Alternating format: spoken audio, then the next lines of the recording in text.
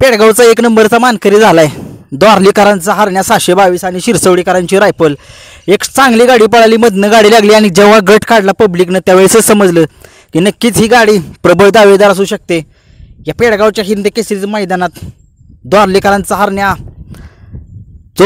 जो महान भारत केसरीमध्ये पब्लिकनं पळून सुंदर सोबत एक नंबर केला। खूप छान वाटतंय।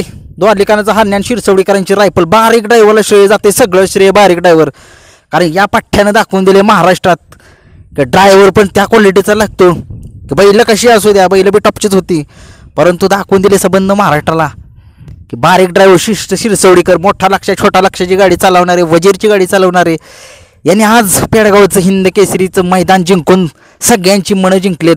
नक्कीच आज चुकीचे निर्णय पण झाले मैदानामध्ये, करूया आपण त्याच्यावरती व्हिडिओ करूया, कारण आता एक आनंदाचा दिवस महान भारत केसरी हरण्या याने पेडगावचं हिंद केसरीचं मैदान नेलंय। खूप खूप सारे शुभेच्छा त्या बैलाला, कारण त्या बैलानं खरंच पळून दाखवले की मुंबईचा बैल आहे तो। आता मुंबईचा बैल 3 फेऱ्यात पण पळतो, आता पळतोच, हरण्या पळतो रायफल।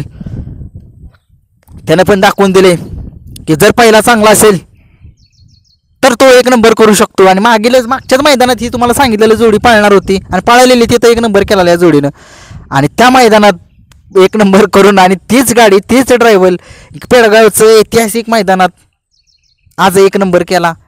संबंध महाराष्ट्र खुश, सगळे खुश। द्वारलीकरांचा हरण्याचा मालक जे आहेत हेमंत फुलोरे हे पण खुश, सगळे खुश, कारण आपल्या बकासूरचा सेमीला पराभव झाला त्यामुळे मैदानात काय मूड नव्हता, सगळा मूड गेला।